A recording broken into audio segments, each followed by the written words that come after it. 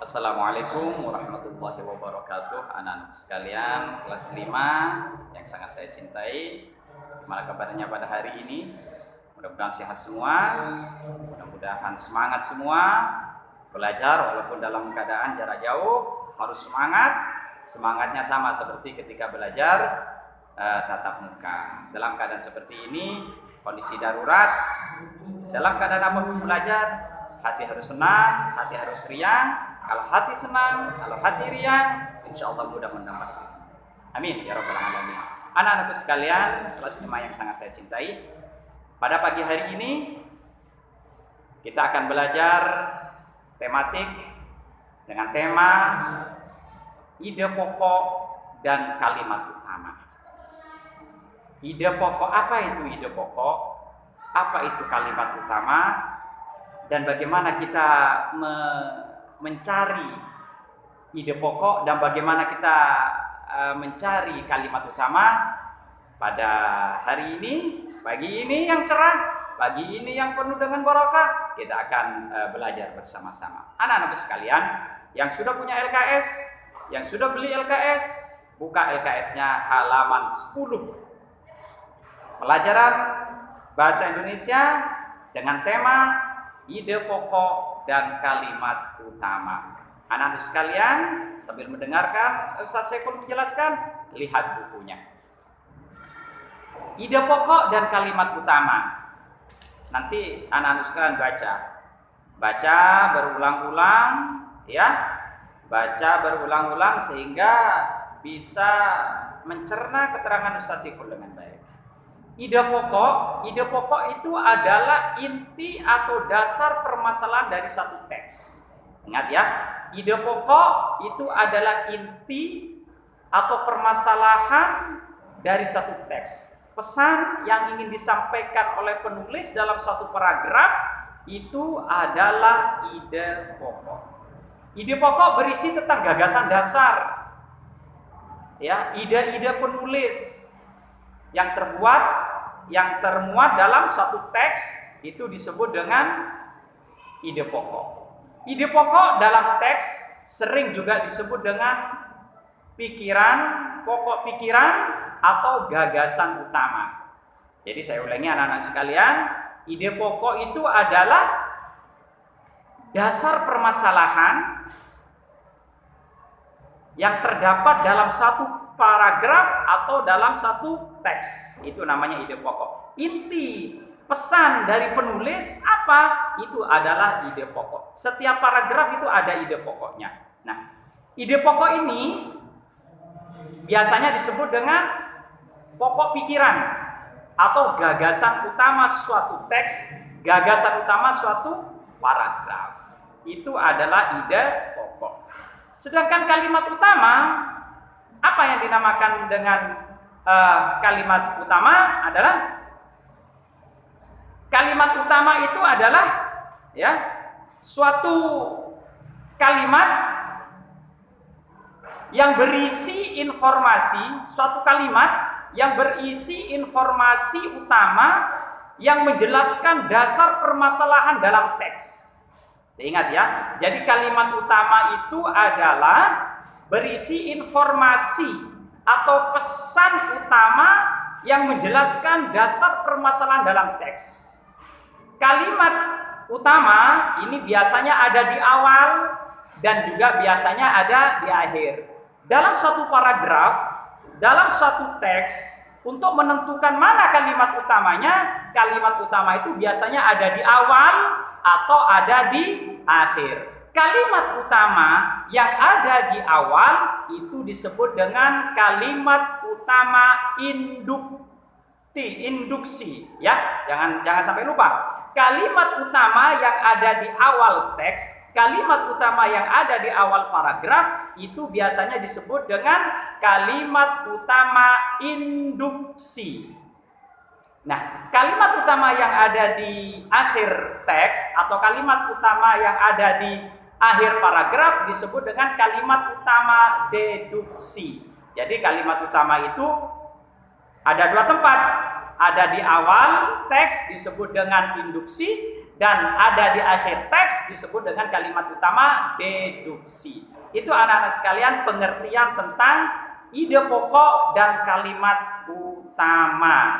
Nah, bagaimana cara menentukan ide pokok dalam satu paragraf? Bagaimana kita mengetahui ide-ide gagasan para penulis yang ada dalam teks itu atau dalam satu paragraf? Yang pertama anak-anak sekalian, ide pokok itu pasti berada di kalimat utama. Ingat, ide pokok, letaknya ide pokok di mana? Letaknya ide pokok? Ide pokok itu letaknya ada di kalimat utama. Untuk mencari ide pokok, anak-anak sekalian harus cari mana kalimat utamanya terlebih dahulu.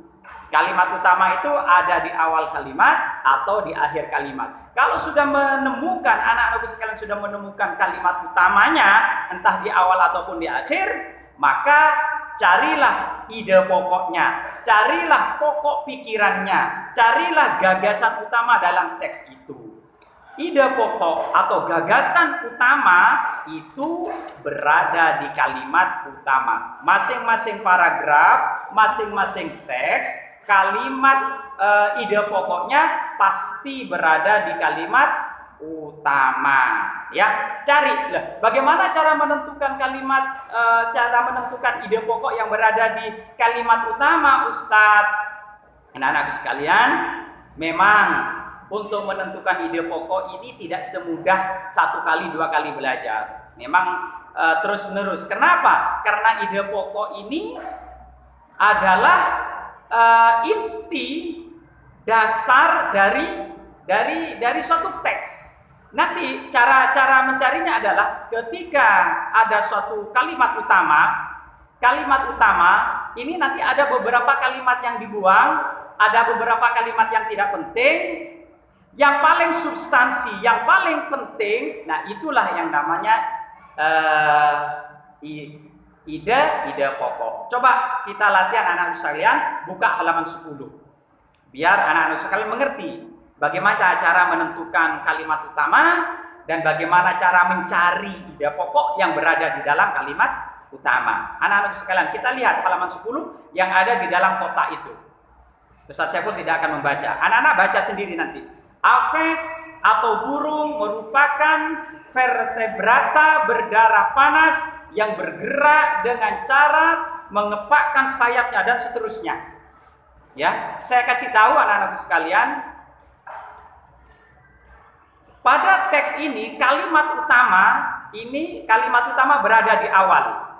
Aves atau burung dan seterusnya itu adalah kalimat utama. Berarti ide pokok ada di kalimat utama, ada di awal. Bagaimana cara menentukan aves atau burung? Aves atau burung ini dicoret, atau burung merupakan, tidak perlu aves, langsung saja aves febrata berdarah gini itu satu kalimat tambahan, tidak terlalu penting, bisa dicoret.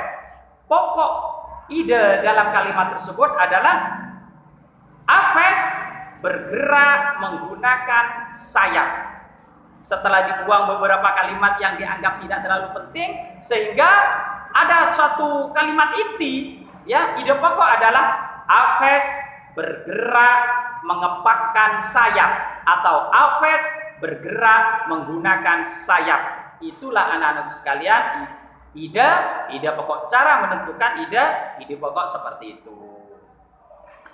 Selain ada ide pokok, selain kalimat utama, ada kalimat penjelas.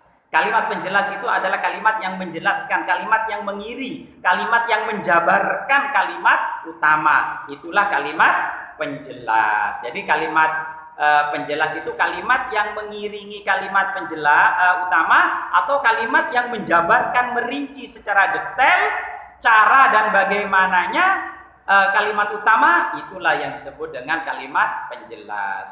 Baiklah anak-anak sekalian, walaupun singkat ini, kalau masih belum paham, setel berulang-ulang. Setel berulang-ulang, insya Allah Allah akan memberikan pemahaman kepada anak-anak sekalian. Ilmu memang terus-menerus belajar. Tidak 1 kali belajar bisa paham. Terus-menerus berulang-ulang. Ilmu butuh berulang-ulang untuk belajar. Ilmu butuh berulang-ulang untuk agar bisa masuk ke dalam pikiran kita anak-anak sekalian. Saya cukupkan anak-anak sekalian.